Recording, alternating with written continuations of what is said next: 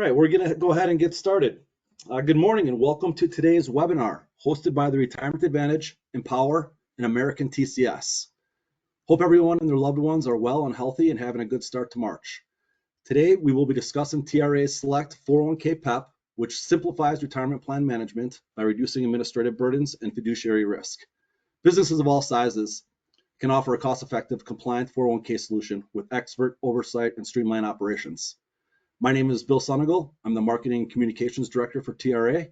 Our keynote speakers are Michael Berry, Empower's Director of Strategic Partnerships, Darren Erdman, TRA's Director of Sales and Distribution, and Brian Lentz, Chief Sales Officer at AmericanTCS. A little background on our keynote speakers before we get started. With over 3 decades of experience since joining Empower in 1990, Mike Berry brings a wealth of industry knowledge and proficiency to the table. He holds a degree in economics from Loyola Marymount University and maintains various securities and insurance licenses. We also have Brian Lentz here joining us from American TCS. Brian is a seasoned leader in the retirement plan industry with experience spanning in service, sales, and executive leadership. He now drives business development as Chief Sales Officer. Brian earned his bachelor's in economics from Dartmouth College. Both Mike and Brian bring deep expertise and strategic approaches to today's discussion. Please join me in welcoming Mike and Brian. And before we get started, just want to take a moment to review the functionality of GoToWebinar. Your active participation is very important throughout the session. Everyone that has logged in is on mute just to avoid any background noises that may distract you from listening to the webinar. You do, however, have the ability to submit questions using the chat or questions pane located on the upper right side of your screen. There you can enter your questions and comments throughout the presentation. Your questions will be answered at the end of the webinar during the Q&A session. If we are unable to answer your questions due to the time constraints, a representative from Empower, American TCS, or TRA will reach out to answer any questions you may have. And just as a reminder, this webinar is going to be recorded. Within 24 hours, we will send an email to every registrant with a link providing a recording of the webinar, a PDF of the deck, and supporting material regarding the TEP 401k PEP. Without further ado, here's Mike. Thanks, Bill. Appreciate it. Thanks for the time, everybody, to join us here today. Bill, if you want to go to the next slide, I'll kind of give an overview of the agenda. We're going to talk about kind of who the players are with Empower, American TCS, and TRA.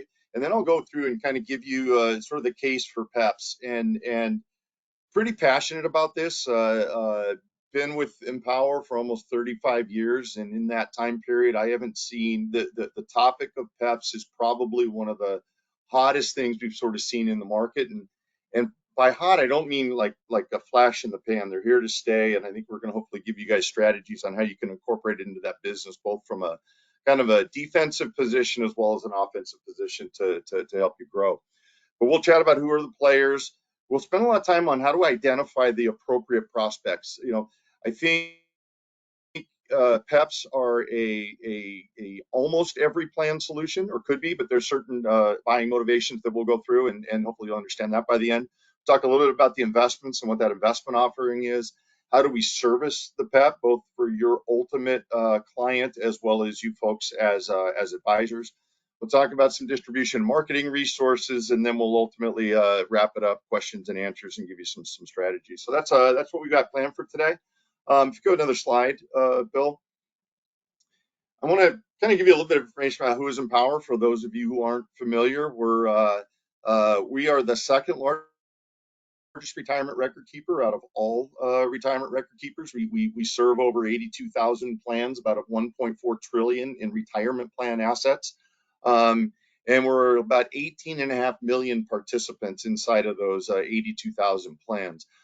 We are the fastest growing and the continual growth leader inside of the retirement plan market. And to give you a little bit of perspective, if you go to the next slide, I said we're the number 2 largest in overall business, but if you look at business underneath $50 million, which is probably the lion's share of the business for the people that are on the phone here, we are number 1 in that in terms of market share. and you can kind of see the list of other sort of other record keepers that are in there. Empower is becoming more of a household name, and we service advisors as well as end user participants at, I think, a high level. I'm going to go to Darren now, and he can give you, or I'm sorry, I'm going to Brian. He can give you info on AmericanTCS. Thank you there, Mike, and good to be here with everyone today. AmericanTCS, not quite the household name that Empower brings to the table, but we like to think of ourselves as the fabric of the American retirement system. So in one way or another, through our various lines of business here, we're actually touching about 60% of the retirement plans in the United States. And, one of our focuses here today is with our FiduciaryxChange team. So I think the punchline for us is we are bringing a very deep, focused expertise, as in the team that serves as the pooled plan provider on this offering is not dabbling in or part-timing in that role. We have a team focused just on pooled plan provider and other plan administrative fiduciary services, coupled with this institutional background. I mean, at the end of the day, part of the value of the PEP structure is that a business owner can transfer some of the liability and administrative burden of running their plan to an institution like us. So the institution backing that is important. Thank you all. I can also note here, as I alluded to, FiduciaryxChange is our line of business serving as the pooled plan provider in this arrangement. And we are one of the leaders in the space, serving just shy of 70 PEPs today. Again, that deep expertise. Good morning. My name is Darren. Oh, sorry, Brian. Didn't mean to stop. Go ahead, sir. All you. Thank you, sir. Good morning. My name is Darren Erdman. As Bill had mentioned, I'm the Director of Sales and Distribution here at the Retirement Advantage. I've been with TRA for over 16 years and have a total of 29 years in the retirement plan industry.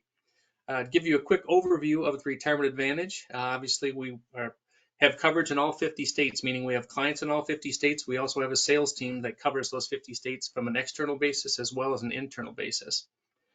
TRA's been in business since 1996. We have an estimated $13 billion in assets in plans that we do the administration for. We are well equipped to handle all size different plans. We have 250 plus employees who work here at TRA, handling the administration, the marketing, the sales. We also have an estimated 11,000 plans that we handle the administration for. One key thing I would like to mention is that TRA is a non-producing third-party administrative firm, which is important for everyone to know on this call, because that means we work with you and not against you. We're always working with an advisor at our side in order to help you place business with your clients. So with that, I will hand it over. Okay, thanks, Darren. So I thought I'd start off with just explaining real, big picture real quick. What is a pooled employer plan, or a PEP? PEPs came out with the Secure 2.0 Act in 2019, and then they were further clarified, or Secure 1.0, and then they were further clarified with 2.0. And while PEPs are relatively new, their core is a multiple employer, or a MEP, which has been around for decades. It clarified some of the rules. It made them a little more open, or a lot more open, where any plan can kind of come into the pooled employer plan. And ultimately, as Brian said earlier, you're offloading the liability and responsibility that it takes to run a plan. So again, PEPs have been around just since about 2019, but they're think of them as an evolution of a MEP into what the more modern sort of product offer is. So if you go to the next slide, I'll I want to kind of give you guys some perspective on what's happening in the marketplace in terms of growth of PEPs. And at Empower, we subscribe to a firm and work with a firm called retirement leadership forum. Think of them as a think tank. Think of them as they provide data and research on and to record keepers and mutual fund partners. And in September of 24, they did a specific survey of 10 record keepers. Think the 10 largest record keepers that are out there in the retirement space. Asking them about PEPs, and I thought there were 3 or 4 slides that were really telling on where we think PEPs are going. First question that they asked us was, who has a PEP strategy? And you can see here 70% of those top 10 have a PEP. Interestingly, though, the average number of PEPs that those firms that have them is just under 24 PEPs. So not just a strategy that we sort of dabble in. The larger record keepers are all really sort of squarely in that business. And if you go to the next slide, I think this was my real aha moment here. They asked us, what has your PEP growth strategy been over the previous 3 years? And you can see most people landed in moderate growth. You got slow and very significant are sort of in there. And we would have been in that moderate growth category. But where you look at the next question, which is where do you think your growth is going to be in the next 3 years? And it really flipped. You can see here 86% of the record keepers that have a PEP strategy view that that's going to be either significant or very significant growth. And to put that in perspective, and when you look at your own clients that you have today in the retirement side, you've got 7 of the top 10 record keepers that are out there with their wholesalers talking to advisors about PEPs, talking to them as a growth vehicle, and getting them educated and involved. And I think for everybody on the phone here, you should look at PEPs in 2 ways. One is as a defensive strategy to hang on to the business that you have, because there are advisors that are talking about PEPs to every company that they can possibly connect with. But also use it and be one of those advisors. Use it offensively and talk to that with all of your centers of influence, your referral sources, so that you can use it as a growth vehicle. Go another slide if you can. So to give you perspective on what are the buying motivations of what we call a current plan sponsor in a single plan to potentially become an adopting employer inside of a PEP or a pooled employer plan, we can kind of boil it down to 3 different buying motivations. Number 1 would be cost. 2 would be fiduciary protection and offloading that fiduciary responsibility. And I'll show you a picture of what that looks like in a second. But then the third thing would be offloading administrative responsibility. And what I mean by that is there inside of a PEP and inherent in any PEP, there's what's called a 316 administrator that is ultimately responsible for every function that oversight on every function that a plan sponsor has to do in order to maintain their retirement plan. The way this graph reads here is think of the plans under $5 million generally are going to be plans that are not audited today. So when I look at plans previously, before jumping into this position, I would look at plan size by assets.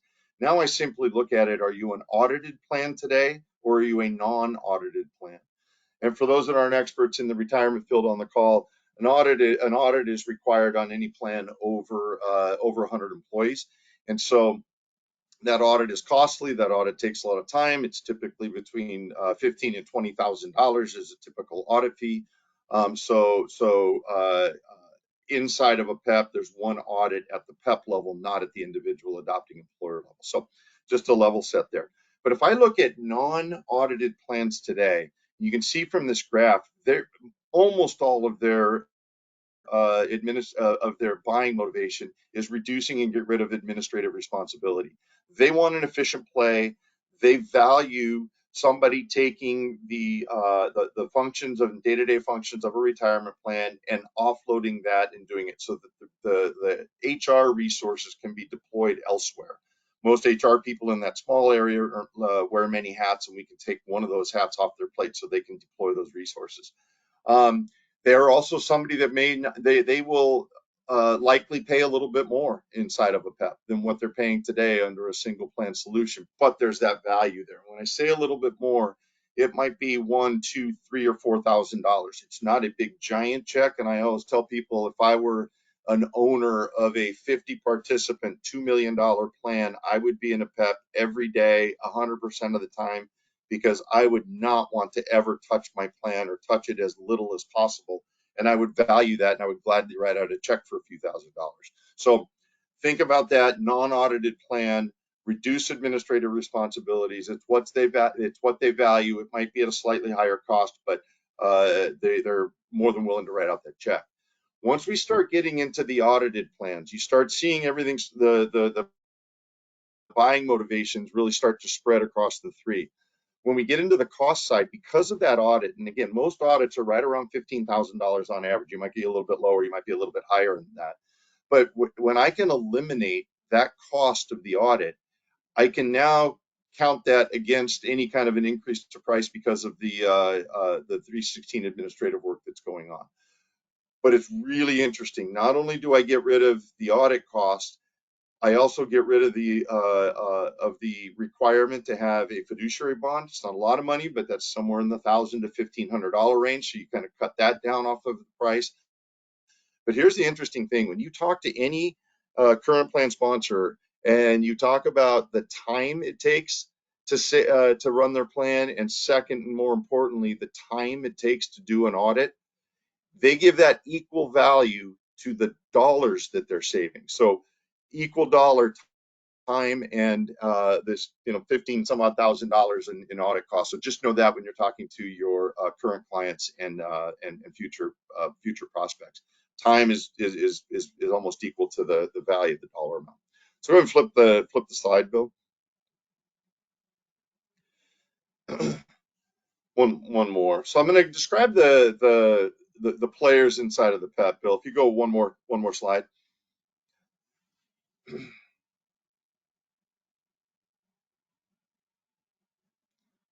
Bill, are we able to flip that to the next slide?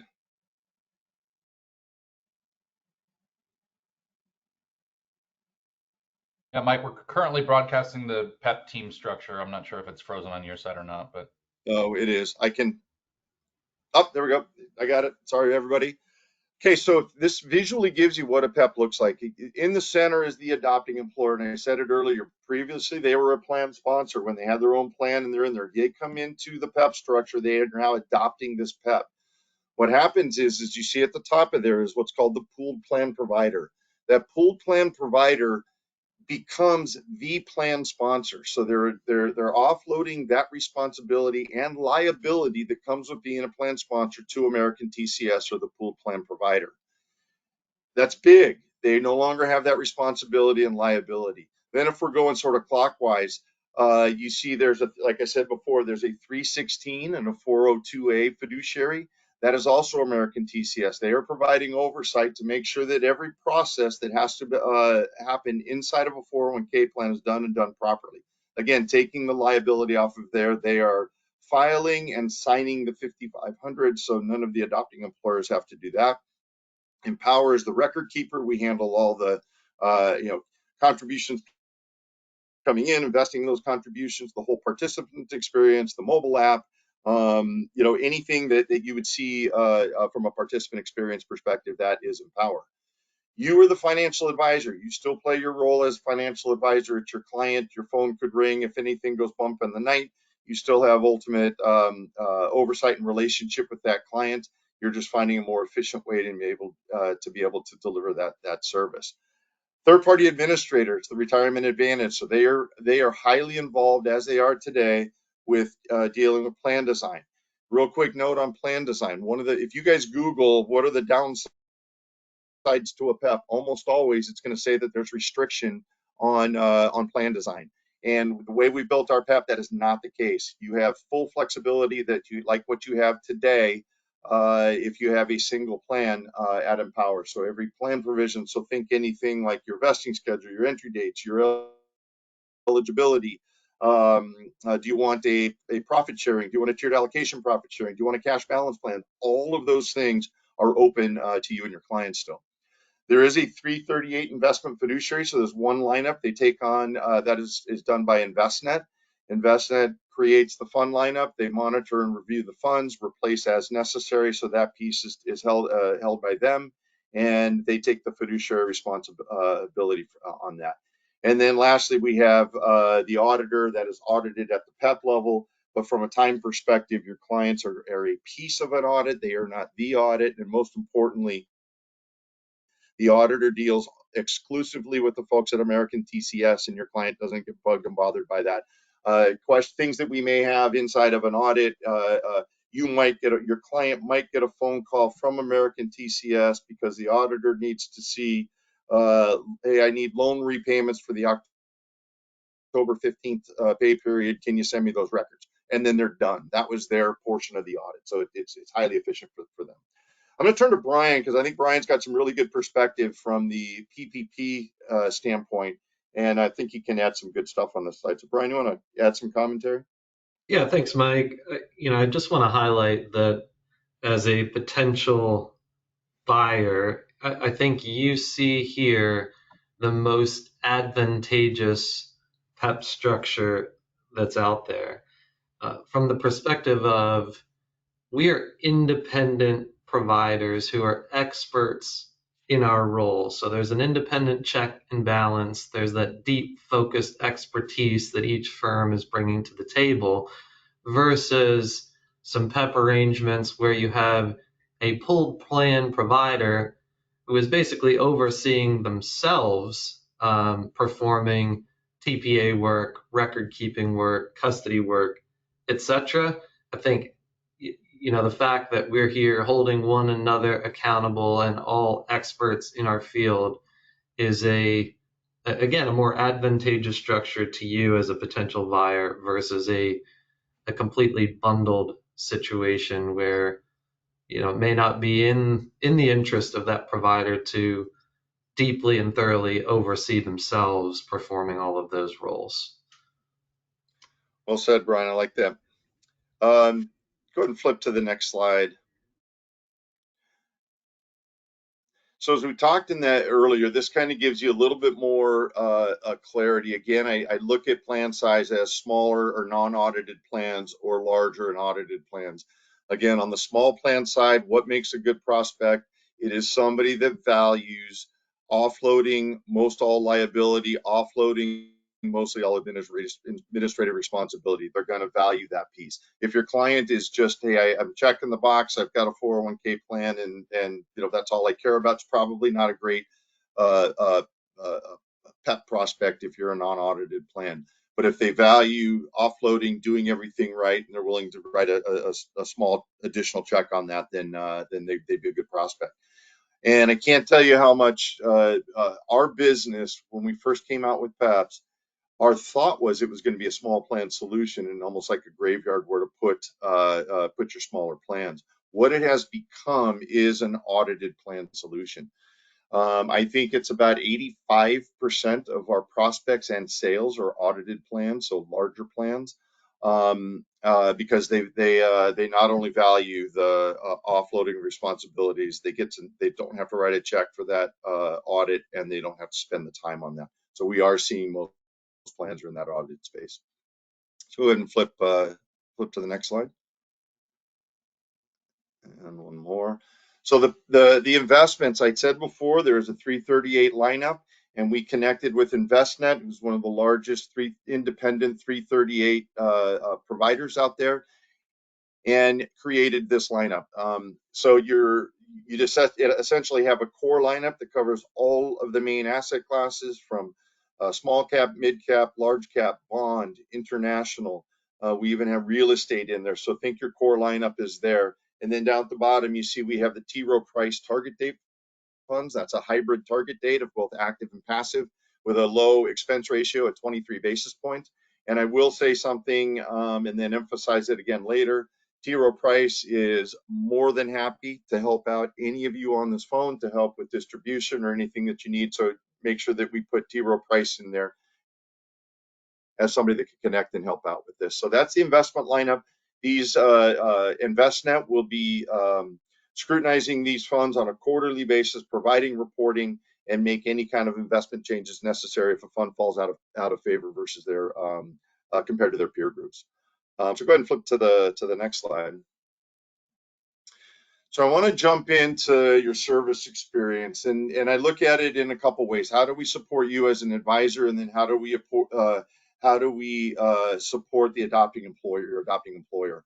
From an advisor perspective, every one of you on the phone today has a partner advocate assigned. Whether you have business with Empower or not, as soon as you have business with us, you will have what's called a partner advocate. If there is anything that you ever need to navigate inside of Empower, you make one phone call to the partner advocate, and then they get that issue resolved. Whether that is an issue with an individual adopting employer, with a plan sponsor, whether that's an issue on, oh my gosh, compensation, or anything you can think of that you might need at Empower, you make one phone call. So we've made that easy. We rolled that structure out about 7 years ago, and it did amazing things for us to keep our advisors happy and able to go and just do their job in the most efficient way. From a plan sponsor perspective, and I think this is important, when we have an adopting employer that comes into our PEP, they have an assigned person called a client service manager that is there. They take ownership of any issue and they resolve it from start to finish. Most PEP competitors are in more of what I call a bullpen structure, where you're just going to an 800 number, and we decided that this was not the way to go. The adopting employer still needs someone to call. And by the way, that person only works on plans in our PEPs, that client service manager. We found that was most efficient because you service them just a little bit different in terms of if we need approvals and things like that, though that approval now goes to the PPP. It doesn't go to the plan sponsor. And so there's some nuances specific to PEPs that made us decide to go ahead and set up a specific PEP client servicing unit. One thing that is really important for us at Empower is first call resolution. Your clients don't want to call, get voicemail, have, for a simple issue and maybe take a half a day or a day to get it done. So even though we have a person assigned and that's who they're going to talk to most of the time, what if that person is at lunch? What if that person is out sick, on vacation, or just simply stepped away from their desk? That phone call comes in, it immediately recognizes that they're not at their desk and goes to a secondary contact on a team. Most issues, somebody can call, look up information on the plan and handle that issue. So about 94% of the phone calls that come in issues are resolved on the first call. So first call resolution, no voicemail, no further response needed. So that was another thing that we implemented about 10 years ago. It's really a technology play through both phone and email. So you'll have first call resolution most of the time. From an education perspective, we have education counselors that are able to do both live and virtual. I'll give you a quick statistic on our virtual meetings since COVID that we really stepped up our game there. And that got us significant results, because what happens is that participants will log into a virtual meeting, but they also have their phone and they're on their app and they're making decisions. So our engagement numbers post meeting live versus virtual, we have about 70% of participants take some action after a virtual meeting versus about 45% in a live meeting. It was a really neat kind of study that we do that sort of said, let's go do this in the most efficient ways, but either are available to you and your ultimate clients. So go ahead and flip to another slide, Bill. Okay, to ease the administrative burden, everything starts with payroll. Payroll integration is significant. We have the plan design set up on our system. To the extent we can get payroll data, so data hire, and what I'm talking about here is a full payroll file. So that's data hire, date of birth, date of termination, year-to-date hours worked, year-to-date compensation. All of those numbers can come into our system. We can marry that with the plan design that's on our system, so we can automate many of the features. And then you have AmericanTCS coming over the top to take care of anything that we can't automate. They handle. We have about almost 300 full payroll integrations, and that's 360. And what that means is that your clients are not going to have to. The payroll happens. The payroll vendor sends those contributions to us, and then a participant takes out a loan. They increase or decrease their contribution. That file goes back to the payroll vendor, and your client just gets an FYI email, so they're kind of out of that. So it creates efficiencies, and it also gives us the data we need to do our job. So go ahead and flip a slide, Bill. I'm going to turn it back over to Brian, and you're going to see this sort of daunting list of tasks that your clients today, as plan sponsors, have to do to run an effective plan. But then what does it look like underneath a PEP? And I think Brian will give you some good information here. Yeah, thanks again, Mike. I'm not going to sit here and read this list of duties, but thank you for that, by the way. I'll spare everyone, but want to drive home the message that, look, we're going to own the larger box here on the left of duties, and what that does is it gives back time to business owners, to HR folks, whomever is involved in the plan, including you as the advisor, by the way, because you're dealing with an informed expert versus a business owner who's trying to do this on the side, but giving back everyone their time to focus on their business, their clients, their employees versus running their plan. And that's the point of this.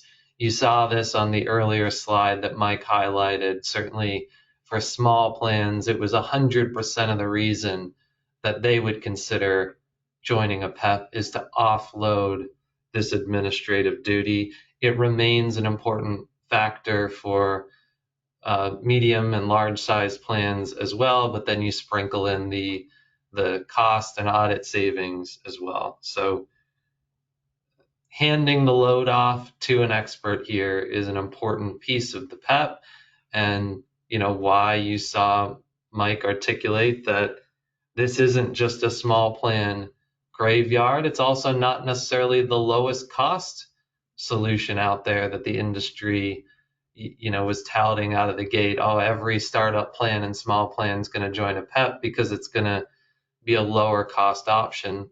Well, it's not, because you're getting this. So if you value your time and realize it's better spent on your business, this might be something to take a good look at. Back to you, Mike. Thanks, Brian. Okay, into sort of resources that we have, we've created a 5 or 6 page brochure that really goes through all the advantages of PEP, why you might want to consider who are the players. That's available for each of you. There's also a 1-pager that kind of summarizes that. So when you receive a quote from TRA or Empower or AmericanTCS, that brochure can come along, and we found that that's real helpful. It's branded with the TRA Select PEP naming convention and our logos and so on. Go ahead and flip, Bill. Okay, that's the 1-pager. Sometimes you'd rather have that in a 1-page summary. And go ahead and the next one. So what's next? So you can expect a call from your TRA and or Empower sales rep for kind of further pep talk. Let's get in there. They'll be equipped and have the ability to answer more detailed questions than maybe what we were able to get to in a 40 or 45 minute webinar. So I encourage you to engage with them in a significant way. And I think the next step then would be to identify plans in your current book. And I said it earlier, but I really do look at this as a defensive and an offensive strategy. If you think the amount of conversations that me and my reps at Empower are having every day with advisors out there, and then multiply that again by the other record keepers that have a PEP strategy, from a defensive perspective, your clients need to hear the PEP story from you. And hopefully today you're kind of going to be able to personalize your PEP story, but work on it, refine it, and work with your Empower and TRA sales reps.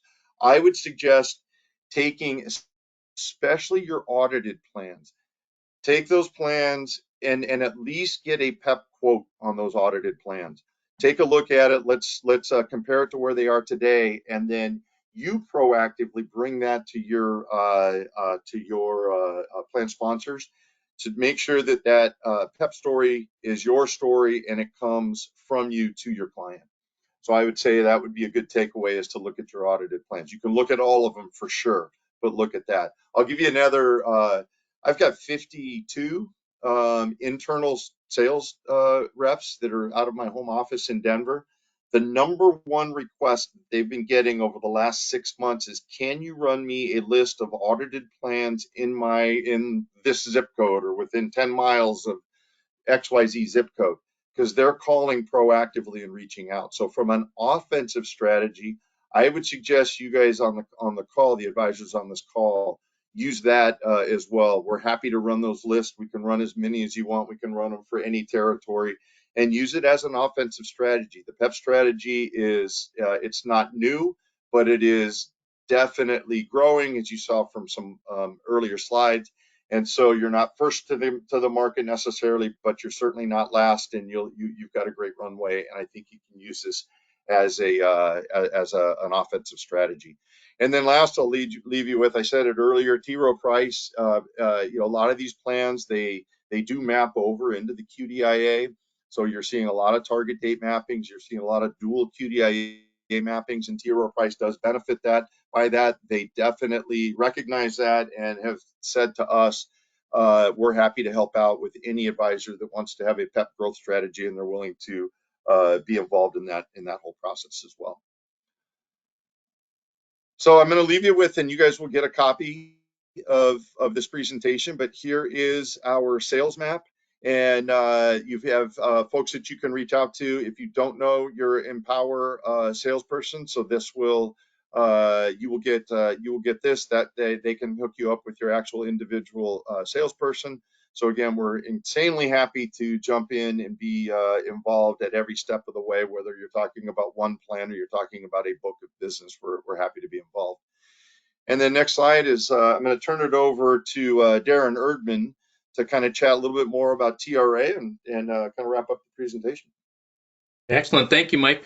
So as Mike mentioned, we're talking a lot about support and how we're going to support you. Well, this is the TRA sales team.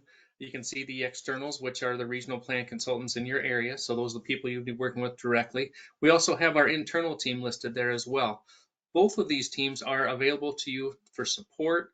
They're available to you for talking through a plan design, talking through plan design illustrations, proposals for those plans. So we do soup to nuts. The external sales team is actually available to attend in-person meetings, virtual meetings, phone calls, however we can best support you is what we're there to do.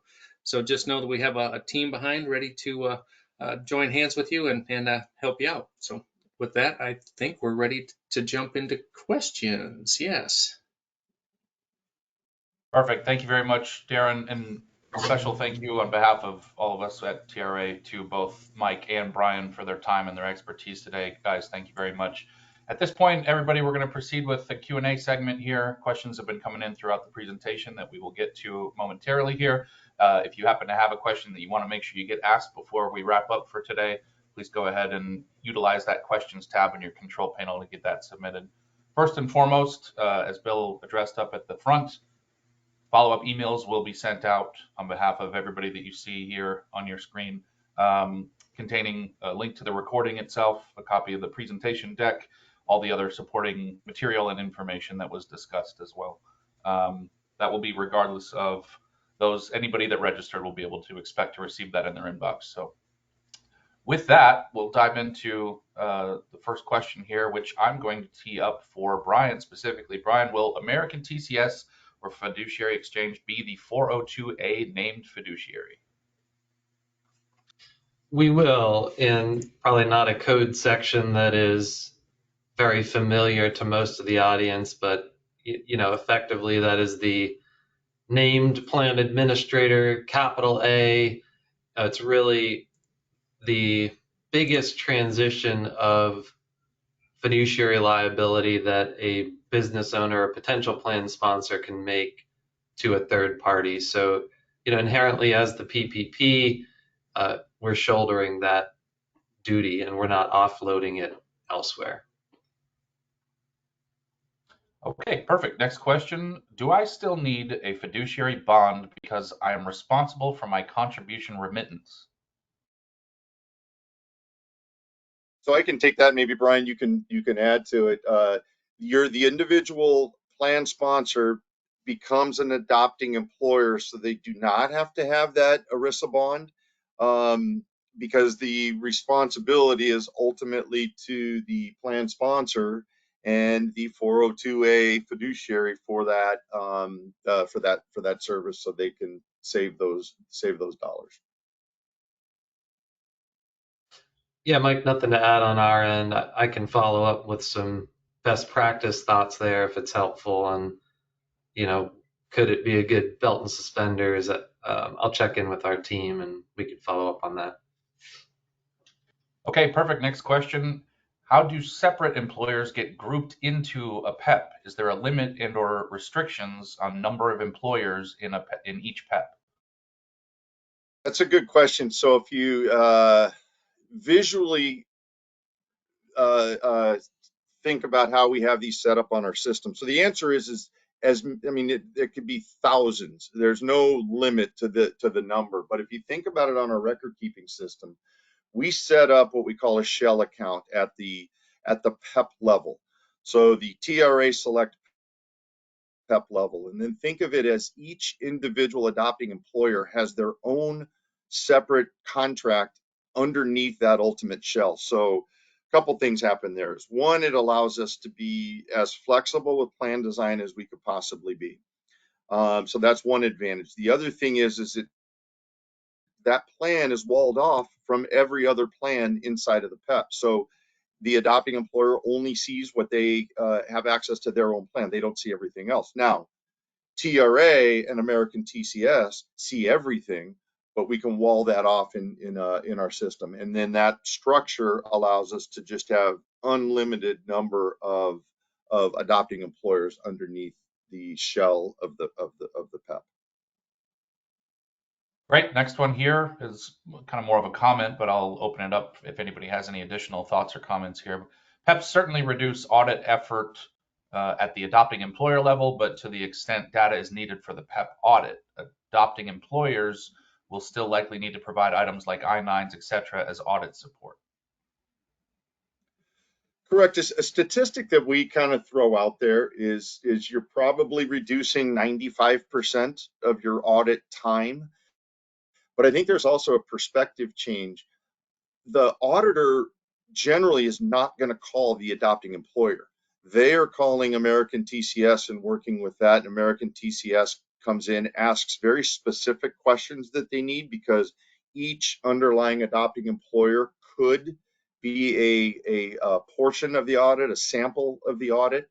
So you really are the frequency of and the breadth of the questions are significantly reduced.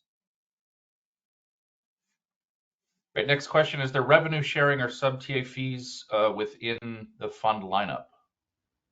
So we set the fund lineup with zero revenue sharing at all. So these are the lowest share classes available of each fund. So think either the R6 level, or they are a CIT of 40 Act fund, which is lowering expenses, or what we call institutional separate accounts, which is us negotiating with the fund partner for something even lower than what their zero revenue arrangement is. And so you are getting the most cost effective and efficient lineup, even for your small plan, because every asset manager, every fund partner looks as a PEP, rightly so, as one contract. So you do tend to get the better breakpoints. You get to breakpoints quicker, and so fund expenses can tend to be lower. Great. Next question, is there 360 integration with QBO? Oh, QBO. So not familiar with that specific payroll, but I can get back and find out. I don't have that list in front of me. I'm guessing they're one of the 300 or so, but if not, we can let you know. Yeah, they clarified in the comments QuickBooks Online, if that helps at all, Brian. Okay.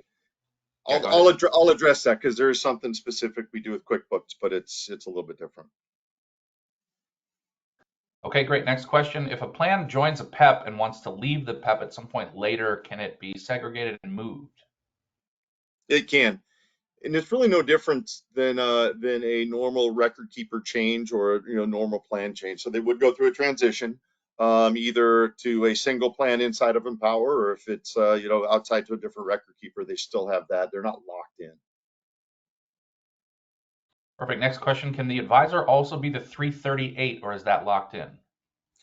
The 338 is locked in. There's one 338, and when we went with Envestnet, for those on the phone, we tried to go with a national 338 that has the most broad kind of advisor and broker dealer acceptance. So when we made that decision, that we did it with that in mind. We didn't go to a kind of we didn't go to someone that might be a competitor of yours or someone that, that kind of thing. That's why we went with Envestnet, because they don't offer advisory services at all. So it's not competing. And most broker dealers are good with Envestnet being the 338, but there is one lineup.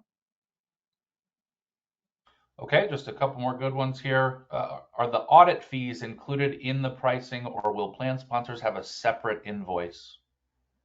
The audit fees are included, so they won't get a separate invoice. So when you get a proposal from TRA, Empower, AmericanTCS, it'll be a combined, here's what the fees are, and there's not going to be an additional charge above and beyond that. Okay, next question. In what scenarios might a MEP be better than a PEP? I'll give you kind of some of my opinions, and I think maybe Brian can probably jump in as well. I see, again, PEP as an evolution of a MEP, because you are getting you have somebody else that is actually taking the plan sponsor role and that liability, as opposed to what typically you'll see is like almost like a committee that is doing that. If it's a single plan that happens to have a couple of partially owned companies, maybe they can just kind of go into a MEP structure, and that could be a reason. I think overall, though, you'll find that the PEP is probably just the more modern version of what's available out there. So I don't know, Brian, if you can think of any kind of downside where a MEP might make more sense than a PEP.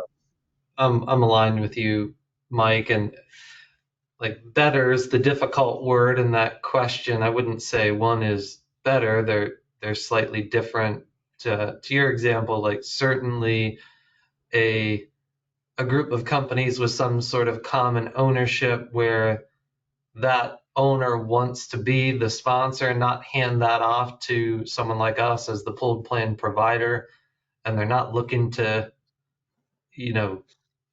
join forces with any other unrelated companies, fine. That still remains a good application of a MEP.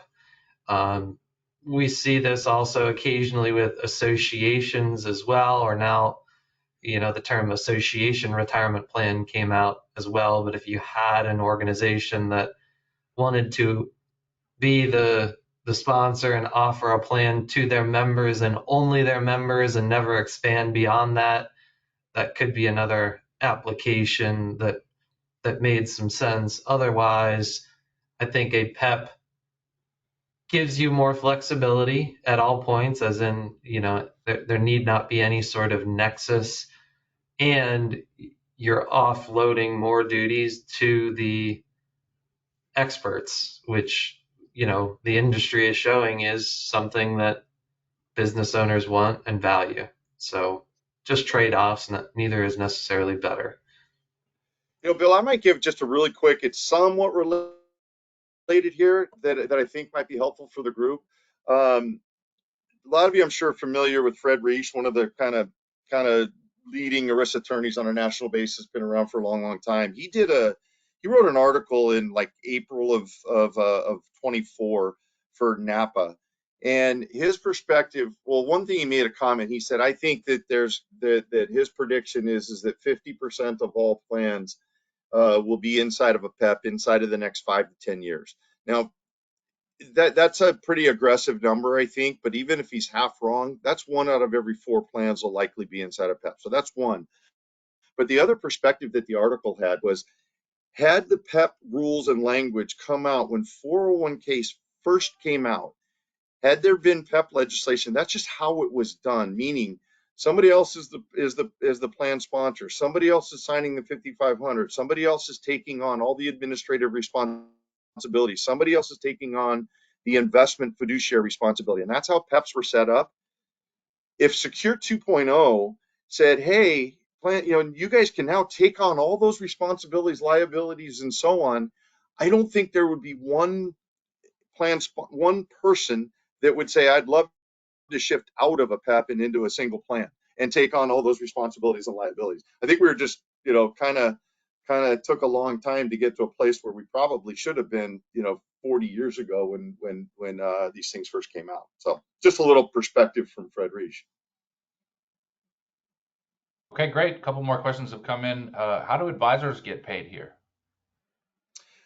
Same way that you get paid today on your plan. You are set up as an advisor, and we can either pay you as a commission or as a fee. It just depends on how your individual structure is set up, so complete flexibility there.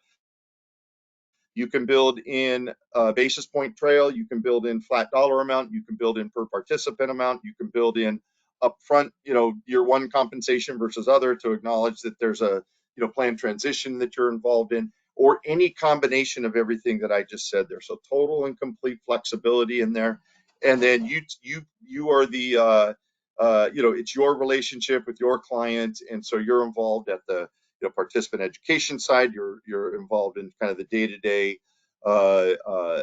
just servicing of the plan and delivering any type of plan review type arrangement similar to what you do today. Okay, great. Next question. I apologize if you already covered this, but do you have a select list of auditors that you work with? I think that might be you, Brian. Yeah, that is typically AmericanTCS as the PPP who engages the auditor. We have kind of scoured the country for, two primary aspects. One, thorough understanding of PEPs, efficiency in performing the audits for PEPs, and two, fees, so that we can achieve the most reasonable price point for the arrangement. So, that's on us. We've done our homework, and we feel we have a good short list of auditors to take care of our PEP arrangements. Okay, next one here. Can you white label this whole thing to brand it for a group, i.e. Chamber of Commerce PEP? So there's sort of two aspects to that question. Unfortunately, at the PEP level, at the Empower record keeping level, the naming convention is going to be TRA Select PEP for XYZ company, is kind of how that naming convention goes. And we don't have the flexibility to sort of name that in any sort of other different ways. So it's the name of the PEP and it's the name of the adopting employer. We can chat about doing upfront kind of marketing. So during the proposal and sales process, that could be the Chamber of Commerce XYZ PEP, maybe powered by the TRA Select PEP or something like that. So there's some co-branding in there, and you wouldn't want to necessarily do that for every single one. But if there is a book or a block of business like a Chamber of Commerce, like an association, like a private equity firm or something like that had a bunch of portfolio companies, think about that. We could chat about doing specific upfront marketing during the proposal and sales process. Okay, perfect. And the last one it looks like I have here for you is, broadly speaking, what role does a plan sponsor play during a conversion into a PEP? Okay, that's a great question.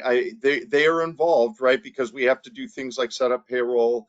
They have to decide the plan design with their TRA rep. So they're playing those kinds of roles. But all of the signatures, all of the nitty-gritty details are really handled between TRA, American TCS, and Empower. So they are a participant, but not as much of a doer, if that makes sense. So not as much heavy lifting, but they're going to have to give us data. They're going to have to give us information. They're going to have to design their plan if there's anything that they want to be different from what they have today. So they're involved from that aspect. After that, a lot of the heavy lifting really goes to American TCS, TRA, and Empower. Perfect. Well, that appears to be all the questions that we've got for this at this time. Again, Mike, Brian, thank you guys so much. Actually, we have one more that just came in. Sorry. Does all communication from the plan sponsor route to the Empower Client Service Manager, or do they have to or do they have to contact TRA as well? So it's going to be a little bit of a dual arrangement. A lot of the interaction is going to be through Empower on their what we call the Plan Service Center. So they do still have an adopting employer view into the system. Most of those questions are going to be handled by Empower, and then there's oversight by American TCS and TRA. Is kind of how that workflow generally works. TRA is going to be involved at initial plan design consulting and getting the plan design set up.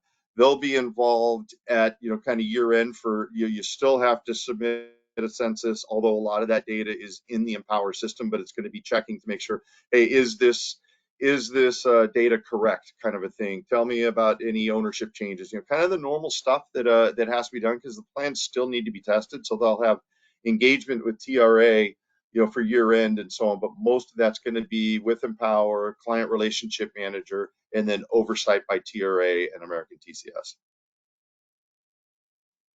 Perfect. Again, thank you very much, Mike. Thank you very much, Brian, for your time and your expertise today. Everybody on the call, thank you very much for attending. Take note of the contact information you see on your screen. Again, remember, you will receive a follow-up email within about 24 hours containing this presentation, a link to review the recording, and all the other supporting material and information.